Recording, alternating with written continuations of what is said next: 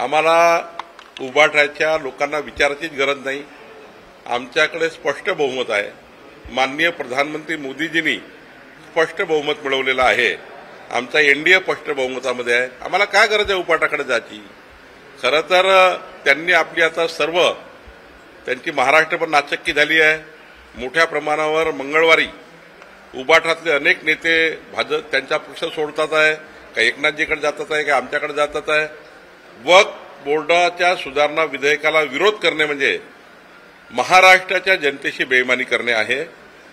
जी मतं आतापर्यंत उद्धव ठाकरेंनी घेतली त्या मताशी बेईमानी केली उद्धव ठाकरेंनी, आणि मताच्या लांगून चालना करता मुंबई महानगरपालिकेचे राजकारण डोळ्यासमोर ठेवून मुंबईमध्ये एक विशिष्ट जनसमुदायाचे मतं मिळण्याकरता उद्धव ठाकरेंनी घेतलेला पाऊल आहे।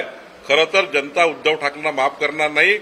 उद्धवजींनी हिंदू हृदय सम्राट बाळासाहेब ठाकरे यांच्या विचाराचं पतन केलं आहे असं मला वाटतं। केंद्राने कायदा पास केला, राष्ट्रपती महोदयाकडनं जेव्हा मंजूर होईल तो आमच्याकडे येईल, आम्ही त्या कायद्याचा अभ्यास करू। कायद्याचा अभ्यास करून जे कायद्यात लिहिलं आहे त्यानुसार आम्ही आमचं काम पुढे नेऊ।